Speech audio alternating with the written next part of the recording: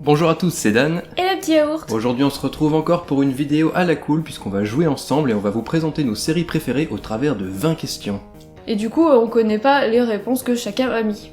On avait déjà fait une vidéo dans le même concept sur nos 20 films marquants, d'ailleurs je vous invite à aller la voir si vous l'avez raté. C'est parti avec la première question, la série de votre jeunesse. La série de ma jeunesse, évidemment, c'est une série d'animation, c'est un dessin animé, c'était les Razmoquettes. Voilà, les années 90. Moi la série de mon enfance c'est aussi un dessin animé, c'est les Zinzins de l'espace. J'ai adoré cette série, il y a que 2 saisons mais c'est génial de bout en bout. J'ai aussi le jeu vidéo les Zinzins de l'espace qui était bien marrant et un petit peu dégueulasse aussi. Oui, j'aurais pu mettre les Zinzins de l'espace ou encore Oggy et les cafards, même si c'est un peu plus récent pour le coup. On regardait beaucoup les Zinzins de l'espace avec ma sœur. Question numéro 2, votre série préférée de tous les temps. Ma série préférée de tous les temps, sans aucune surprise, c'est Buffy contre les vampires. Je suis une grosse fan de Buffy contre les vampires. Je pense que j'aimerais cette série toute ma vie. Je l'ai vue 1 milliard de fois.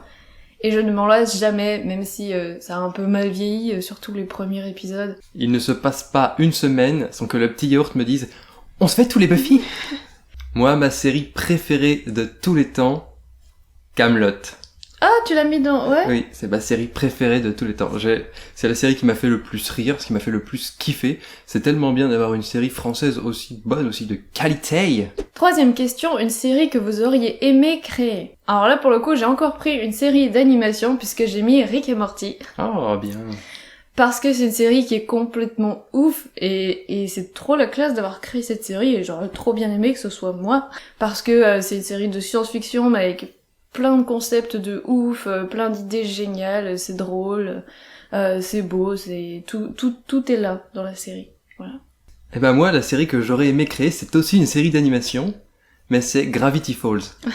Gravity Falls, en plus, c'est vraiment parce que je trouve que c'est un peu le Rick et Morty, mais pour toute la famille. Ouais. C'est une série qui est basée un peu sur l'ésotérisme, sur l'aventure, sur la recherche de petits indices, et c'est super bien construit, il y a des indices partout, que ça soit dans les épisodes, dans les génériques, dans les sous-entendus, même dans les décors en arrière-plan. C'est vraiment génial, Gravity Falls, et puis pour les enfants, c'est vraiment génial. Puis c'est super drôle et super beau aussi.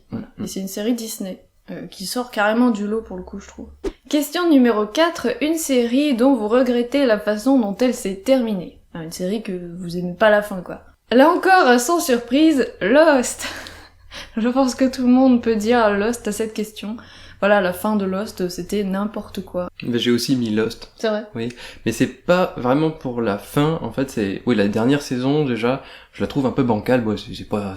Voilà, c'était pas ce que j'ai aimé, mais c'est surtout parce que, du coup, avec cette fin, quand tu parles de Lost, qui est une série géniale, jusqu'à cette fin, eh ben, tout le monde dit « Ah, Lost, à la fin, et du coup, ça me fait chier, parce que Lost, c'est vraiment une série géniale qu'il faut absolument regarder. Elle est super bien construite, c'est super intelligent, et à cause de cette fin, bah du coup, bah voilà, ça a une réputation de merde, alors que c'est une série de qualité supérieure.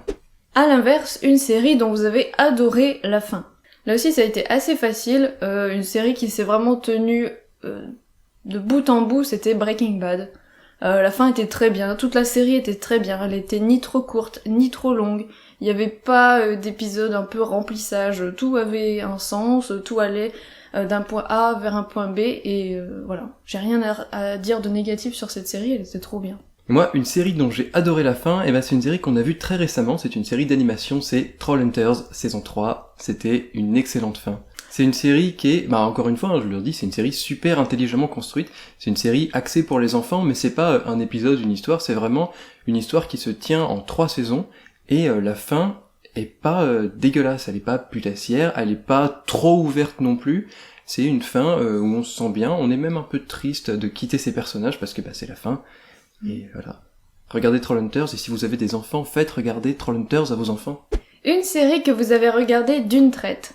Alors là, il y en a pas énormément, parce que nous, on n'est pas du genre à binge-watcher des séries, on aime bien prendre notre temps pour avoir du recul, pour réfléchir aux séries, voir qu'est-ce qui va pas, etc.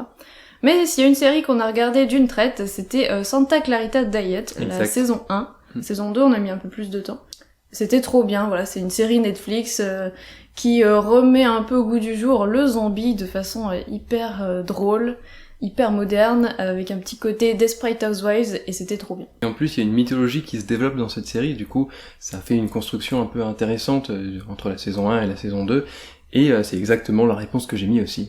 Une série dans laquelle vous auriez aimé avoir un rôle, donc en tant qu'acteur ou de comédien de doublage. C'était pas super facile cette question, alors j'ai mis Orange is the New Black. Bah déjà, toutes les actrices sont vraiment excellentes, et du coup, avoir un rôle dans cette série, ça voudrait dire que je suis une bonne actrice. Ouais, c'est une série super bien, super importante, et j'aurais bien aimé y prendre part. Moi, la série dans laquelle j'aurais bien aimé jouer, c'est Ash versus Evil Dead. Parce que j'aurais bien aimé me mettre des prothèses et avoir du faux sang qui dégouline partout sur ma gueule, et puis j'aurais pu rencontrer Bruce Campbell. Une série dans laquelle vous n'aimeriez pas vivre. Pour de vrai. Bah évidemment, j'ai mis The Handmaid's Tale. Voilà, en tant que femme, non, j'ai pas trop envie d'aller vivre là-bas, c'est horrible. Donc c'est une série qui adapte un roman de Margaret Atwood, et c'est une dystopie dans laquelle les femmes ont une position absolument épouvantable et sont traitées juste en tant que... Poule pondeuse. Ouais, c'est ça en fait, voilà, c'est horrible. Mais c'est une très bonne série que vous pouvez regarder. Sur un registre un peu plus léger, la série dans laquelle je n'aimerais pas vivre, c'est Blood Drive.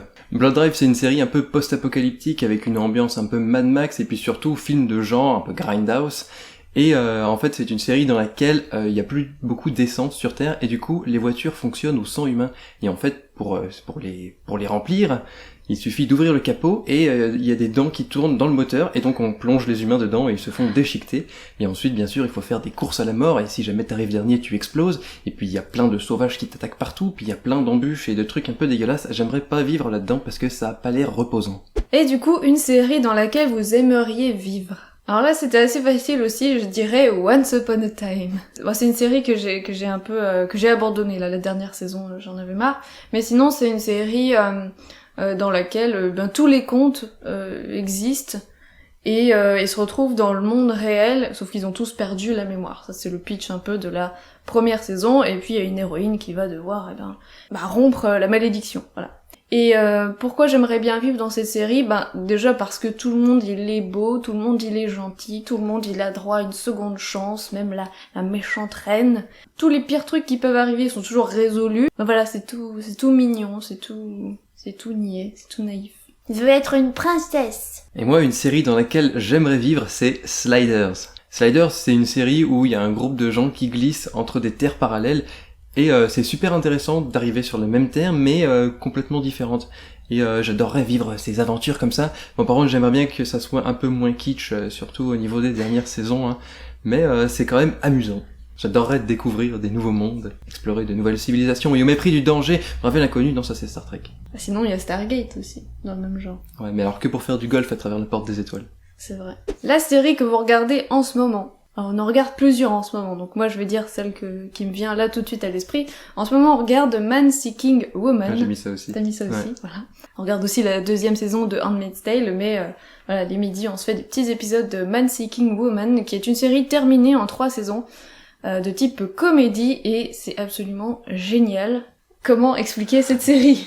En fait, c'est une série qui est basée sur la métaphore du célibat en tant qu'homme et de la recherche d'une partenaire féminine. D'où son titre, hein, Man Seeking Woman. Je crois qu'en québécois c'est Homme cherche femme.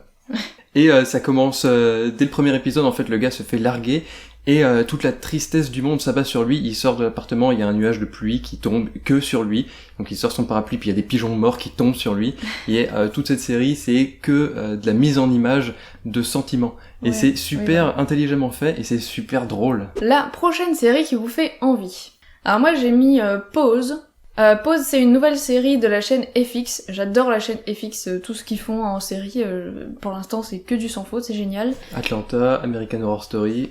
Et donc là, ça va être une série qui va se passer à New York dans les années 80 sur la communauté LGBT, tout simplement. Et donc, ça m'intéresse. Moi, la prochaine série qui me fait envie, c'est Disenchantment. C'est la nouvelle série de Matt Groening, le créateur des Simpsons. Il avait aussi créé une autre série qui s'appelle Futurama, qui est donc aussi une série d'animation de science-fiction. Et là, Disenchantment, c'est une série d'animation encore, hein, toujours dans la même ambiance graphique des Simpsons, sauf que c'est de la fantasy. Et ça a l'air super intéressant, et ça sort sur Netflix en août. Après, dans les séries qui m'intriguent aussi, il y a la prochaine série sur le Seigneur des Anneaux. Alors, même si on sait pas trop si ça va être bien ou pas, et même si on a tous une appréhension, parce que le Seigneur des Anneaux, c'est quand même un monstre sacré du cinéma, eh ben, ça m'intrigue quand même pas mal. C'est vrai. La série que vous regrettez d'avoir perdu autant de temps à la regarder. Là aussi, c'était super facile.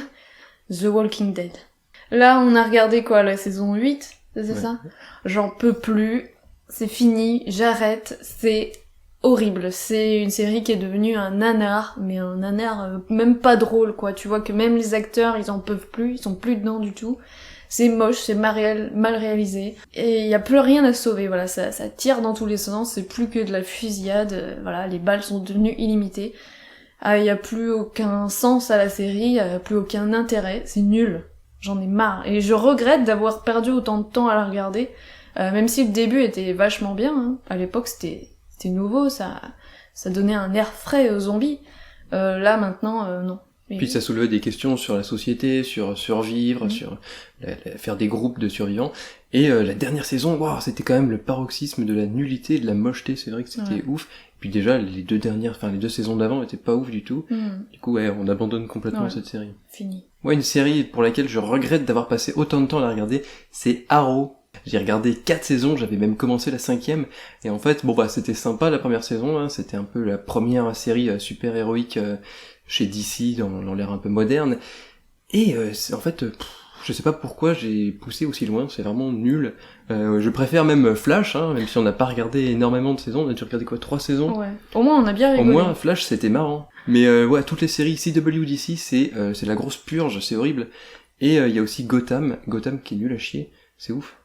Voilà, c'est tout ce que j'ai à dire. En fait, j'ai envie de tracher toutes les séries super-héroïques du moment. Agents of S.H.I.E.L.D., c'est de la merde. C'est ouf. Voilà. Toutes les séries super-héroïques, en général, faut les éviter. Alors, il y a les séries Marvel, Netflix qui sont pas mal, hein, mais et encore. Et encore, hein, c'est chaud. Un acteur ou une actrice qui sera toujours pour vous son personnage de série. Là aussi, pour moi, c'était assez facile. Je dirais Richard Dean Anderson pour son rôle du colonel O'Neill dans Stargate. Et non pas dans son rôle de MacGyver, voilà. Forcément, moi, je suis plutôt années 90-2000. Même si j'ai connu MacGyver parce que mon père regardait et tout, moi, je suis quand même très attachée à Stargate. Et pour moi, quand je vois Richard Dean Anderson, c'est le colonel O'Neill. Voilà. C'est vrai qu'il y a une guerre entre O'Neill et MacGyver. Non, c'est O'Neill. Et ben moi, ça a été pas facile parce qu'il y a quand même 2 acteurs qui sont pour moi leur personnage de série. Mais je dirais Frankie Muniz qui interprète Malcolm dans la série Malcolm, forcément. Pour moi, dès que je le vois, c'est Malcolm. C'est impossible qu'il fasse autre chose que Malcolm. Une série qui vous fait tordre de rire, là, moi, j'ai casé Kaamelott, évidemment. Y a pas une série qui me fait plus rire que Kaamelott, même après avoir vu 1000 fois les épisodes. Je rigole toujours autant. Moi, la série qui me fait me tordre de rire, c'est une série qu'on a déjà mentionnée, c'est Rick et Morty. Parce que, Rick et Morty, moi j'ai explosé de rire, surtout que j'avais regardé les 2 premières saisons tout seul, donc j'ai pu rigoler comme un grand con devant ma télé tout seul. Le meilleur générique, alors que ce soit visuel ou sonore. Là aussi, c'est pas facile. Ouais. Des visuels, en ce moment, il y en a des chouettes. Et moi, j'ai envie de parler d'un générique sonore qui vraiment, si je l'entends, je sais. C'est Malcolm. Voilà, le générique de Malcolm, avec ce petit côté Sum 41, hein, mais ce n'est pas Sum 41. They Might Be Giants. Voilà. Yes, no, maybe, I don't know, can you repeat the question? You're not the boss of me now, you're not the boss of me now, you're not the boss of me now, and you're not so big. Et moi aussi c'était pas facile de choisir parce qu'il y a quand même des super beaux génériques et des génériques avec des mélodies super géniales, et du coup j'ai pris un générique qui pour moi me met tout de suite dans l'ambiance de la série, et ça va peut-être t'étonner, mais c'est le générique de Fringe. Je me rappelle plus. Le générique de Fringe, je trouve qu'il a une mélodie super merveilleuse, super magique, un peu mystérieuse aussi, et ça me met tout de suite dans l'ambiance de la série. En plus il est assez court, donc on l'a jamais passé au fil des saisons. Et en plus, un générique a la particularité d'évoluer avec sa série, donc pas comme les séries où le générique change chaque saison parce qu'il faut mettre des nouvelles images en fond. C'est vraiment un générique qui colle vraiment à l'ambiance de l'épisode, donc la plupart du temps il est sur fond bleu, mais il y a des moments où l'action se déroule pas au même endroit, donc là ça devient un fond rouge. Il y a même un épisode flashback qui se passe dans le passé, donc du coup le générique a été transformé en version années 80 avec même la musique a été retravaillée en années 80, oui, c'est génial. Pareil, il y a aussi quand la série devient sombre, il devient sur fond noir, et puis à la fin, l'intrigue change de style, et du coup, le générique change. Et pareil, il y a plein de petits mots qui apparaissent au fil du générique, et les mots changent aussi. Et pareil, Fringe, c'est une série avec des indices qui sont un peu disséminés partout, et le générique en fait partie. Et voilà, j'adore cette série Fringe. Et en plus, le générique a été composé par le créateur de la série, J.J. Abrams, parce que avant d'être réalisateur, il était compositeur de musique.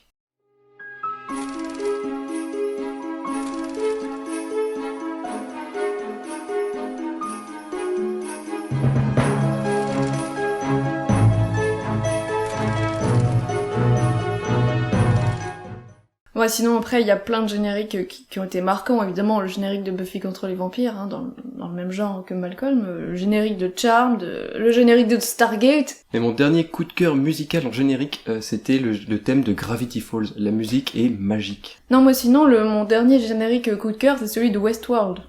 J'adore la musique et puis visuellement c'est très beau aussi. Votre personnage préféré, homme, femme ou cochon? Tim Dandinou. J'en ai mis 2. Le premier personnage que j'ai mis, c'est Phoebe Halliwell, dans Charmed. Bah oui, j'ai pas mis Buffy, vu que j'ai déjà parlé de Buffy contre les vampires assez souvent, hein, donc fallait bien que je parle de Charmed. Charmed, c'était vraiment une de mes séries préférées à l'époque. Et un de mes personnages préférés, c'était Phoebe, parce qu'elle est super drôle, elle était hyper fraîche. Je crois que c'était un personnage hyper moderne pour l'époque. Tu vois, qui était pas cliché, pas naïf. Et sinon, en autre personnage préféré, j'ai mis Spike dans Buffy contre les vampires. J'adore Spike. On adore toute Spike. Il est trop bien. Voilà, c'est le bad boy, mais en même temps, il est gentil et il est drôle. Il est trop drôle, Spike. Mais pareil, lui, James Marsters, ce sera toujours Spike. Ouais. Même s'il joue dans Dragon Ball, je sais plus quoi, là, non, c'est Spike. Moi aussi, mon personnage préféré, en fait, c'est un duo, mais c'est pas 2 personnages différents, c'est vraiment 2 personnages qui fonctionnent ensemble. C'est Troy et Abed dans Community. Troy and Abed in the morning. Troy and Abed in the morning. C'est vraiment un duo qui fonctionne tellement bien dans cette série Community. Si vous connaissez pas, allez regarder. C'est tellement référencé, c'est tellement méta, c'est tellement bien construit, c'est super intelligent. Et rien que pour voir la dynamique entre Troy et Abed, ça vaut le coup d'œil. Et du coup, l'acteur qui joue Troy, c'est Donald Glover, qu'on adore. Il a créé la série Atlanta, il joue Lando Calrissian dans le dernier Solo. Il c'est aussi Childish Gambino, un rappeur à succès. Et du coup, l'acteur qui joue Abed, c'est Danny Pudi. Et c'est pareil, pour moi, Danny Pudi, c'est Abed. Ça changera pas. Je peux pas le voir ailleurs. Quand il fait son caméo dans Captain America Winter Soldier, je vois Abed. Du coup, Community, c'est génial. C'est créé par celui qui a créé Rick et Morty ensuite. Voilà, regardez Community. Un personnage que vous détestez. 1, 2, 3. Danny Iron Fist. Danny Rand. Danny Rand. Alors déjà, je déteste la série. Elle était épouvantable. Je me suis fait chier devant. J'ai même pas rigolé tellement c'était nul. Et le personnage d'Iron Fist, je déteste. Je lui voue une grande haine. C'est horrible parce que c'est censé être le héros de sa série. C'est censé être un personnage auquel on va s'attacher, puisque voilà, c'est pas un méchant, c'est un gentil. Mais qu'est-ce qu'il est con. La série fonctionne pas du tout. Puis même après, pareil, dans Defenders, il est nul à chier. Et avec Iron Fist, c'est vraiment le déclin des séries Netflix Marvel, qui avait déjà été amorcé avec Luke Cage. Les séries Netflix Marvel, c'est franchement plus terrible. Heureusement qu'il y a eu Punisher qui a remonté la pente. Et là, du coup, on a mis déjà du temps à regarder Punisher parce qu'on a été traumatisés par ces 3 dernières saisons. Et pareil, on n'a pas encore commencé Jessica Jones saison 2. En tout cas, je regarderai pas la saison 2 d'Iron Fist, ça c'est sûr. Une série dont vous avez été triste de l'annulation. Il y a de plus en plus de séries, mais malheureusement, il y a aussi de plus en plus de séries qui sont annulées prématurément. C'est vrai que l'époque des années 90-2000, on avait des séries qui duraient sur 15 saisons, c'est un peu révolu, sauf pour quelques séries survivantes. Et du coup, même des séries qu'on adore, malheureusement, s'il n'y a pas assez de gens qui la regardent, c'est annulé. Et moi, il y a une série récemment dont j'ai été très très triste de l'annulation, c'est The Last Man on Earth. Après donc 4 saisons, elle est annulée, et en plus ça coupe, vraiment on veut savoir la suite quoi, il n'y a pas de fin quoi. Et c'était une série vraiment géniale, dont on vous a déjà parlé sur la chaîne, c'est l'histoire d'un mec qui se retrouve tout seul sur la planète, tous les gens sont morts, décimés par un mystérieux virus. Et c'est une série évidemment comique, et très très drôle, créée par Lord et Miller, et c'est hyper drôle parce que le mec évidemment il pète un peu un câble et il fait n'importe quoi vu qu'il est tout seul et voilà.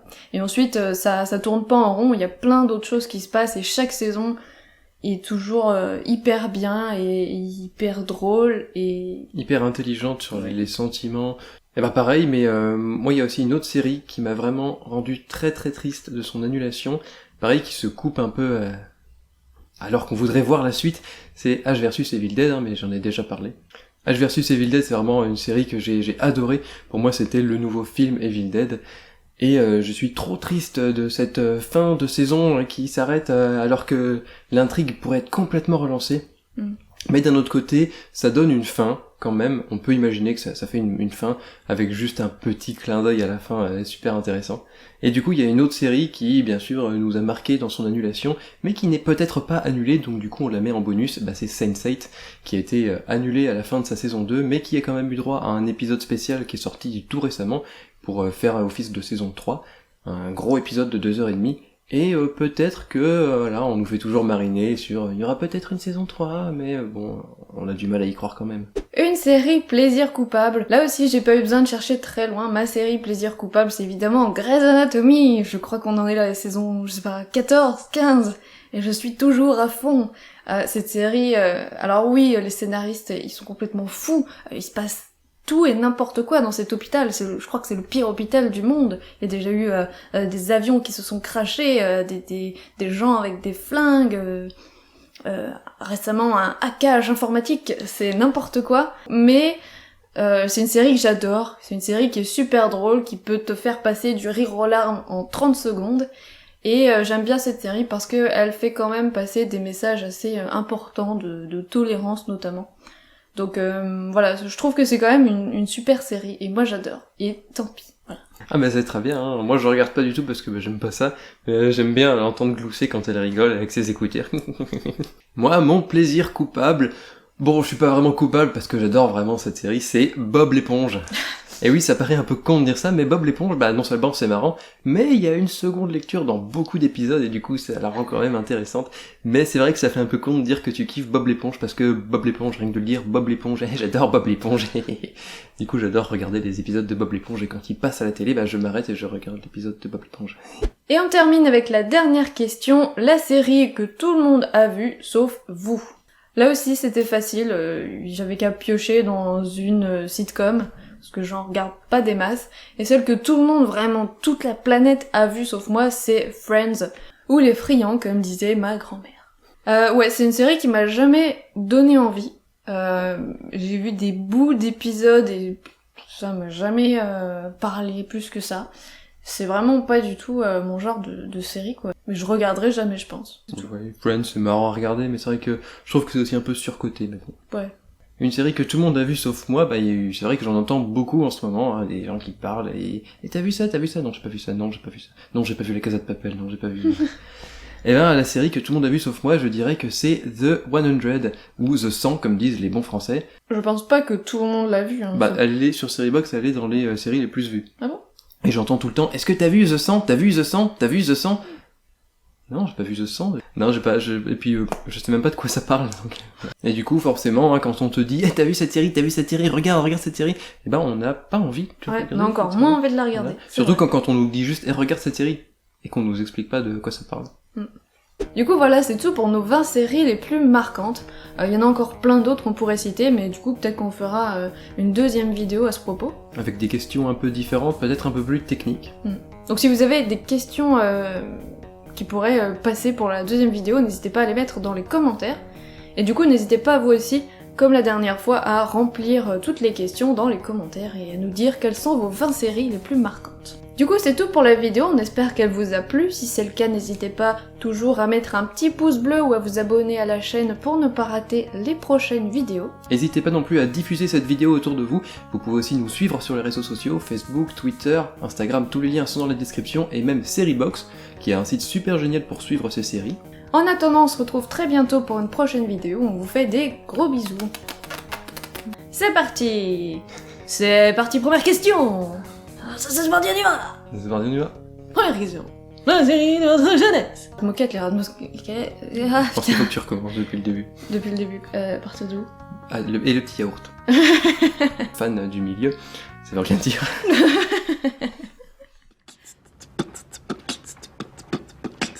¿Dónde está Esta, la biblioteca. Me llamo T-Bone, la araña discoteca. Discoteca, muñeca, la biblioteca. Es el bigote grande, pero manteca. Manteca, bigote, gigante, pequeño. Cabeza es nieve, cerveza es bueno. Buenos días, me gustas papas frías. Bigote de la cabra, es Cameron Díaz. Yeah, boy. Yeah. What? It's 2009. Word.